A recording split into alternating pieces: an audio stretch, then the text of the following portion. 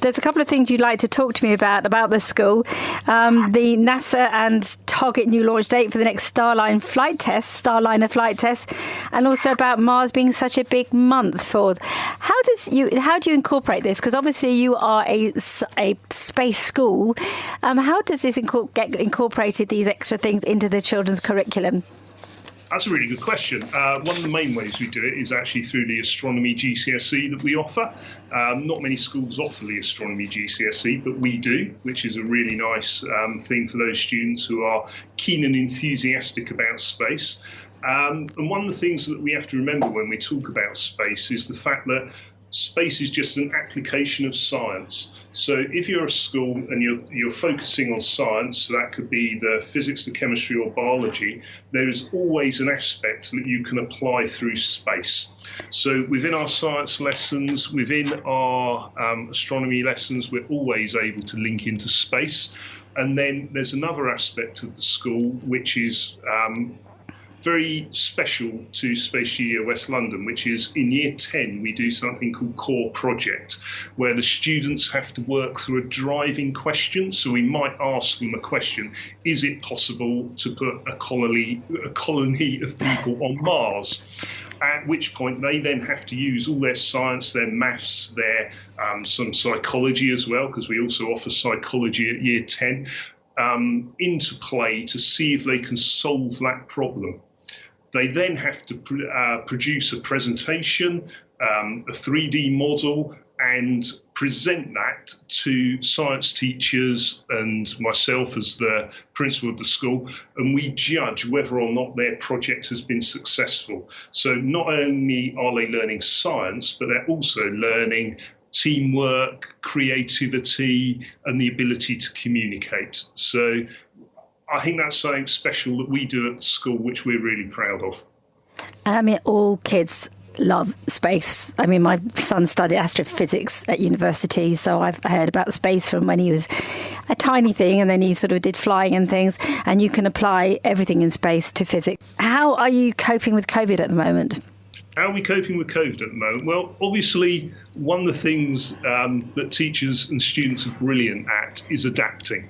And we've had to adapt really rapidly to a changing environment. So we're quite lucky as a school in that we're a very small school. So we've got 180 students. And as part of that, every student gets issued with a Chromebook. So we know that all of our students have access to all of the work that we can do via the internet and via the Chromebook. So we've actually been able to take our school and go online effectively. So we created a virtual school. So as principal, I still teach quite a lot, and I teach at the moment. So tomorrow, for example, I've got my chemistry lesson. So my students will be coming to their chemistry lesson at 11:10, as they would normally do in school, but it'll just be virtual. It's really quite exciting because I feel like I've had to go back to basics in terms of my teaching and learn a completely new way of communicating with students. It's not the same. I'm not going to pretend it is the same. It's different in terms of the education. But in terms of content, you can get through quite a lot. What the students miss, and I think this is something that's been reflected across the country, is they do miss the social interaction.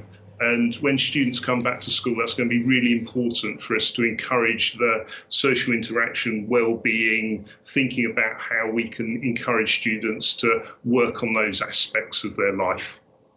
Do you get a chance to actually sort of demonstrate some chemistry experiments? Do you have the facilities?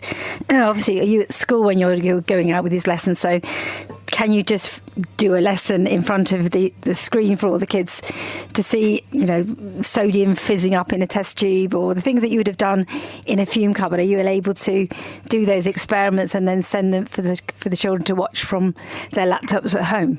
You can do numerous experiments. My speciality is actually physics. So with my sixth form class, I've been able to demonstrate standing waves, which is a vibration generator set up within the oscilloscope. Now, I was a bit worried because I did think about whether or not they'd actually be able to see, because it vibrates very, very, very, very quickly, and whether they'd actually be able to see it over the screen. But it worked really well. So yes, we were able to do that.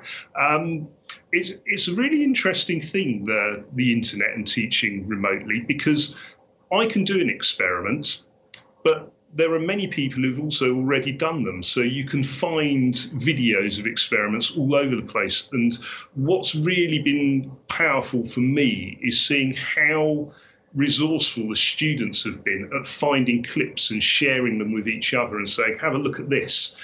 So the remote learning has in a way encouraged independent learning and research from students, which is something that we need to make sure we encourage when they do come back to school.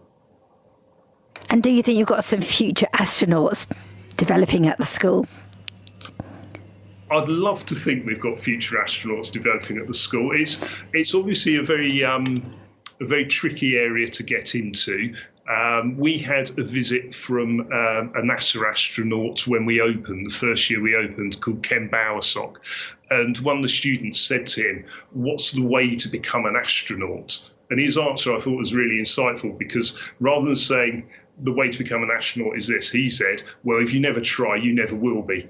So he twisted it round to say you've got to push yourself to try and achieve it. He talked about the route that he'd been down, which was to become a test pilot in the Navy first and then go on from that to become an astronaut.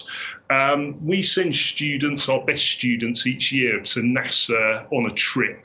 So we send 2 students each year from our school, and the trust send 2 students from each of the schools on a trip over to NASA, where they get to meet astronauts, flight engineers, get to look behind the scenes. So they really do have the role models to look towards to do it. I would be surprised if eventually we didn't end up with someone who had been at the school as an astronaut, because the way the space exploration is going currently is definitely accelerating. So NASA looking to put somebody back on the moon by 2024, and then using the lunar base as a launch pad to go to Mars. So space flight is definitely going to develop. And then you've got SpaceX, private company. So I think there's going to be many more opportunities for people to be an astronaut. So I would say, you can never say 100%, can you? But I would say the probability is that we will end up with somebody going off to space, yes. Well, thank you, Andy, for talking to me. I think we can use the adage, never say never.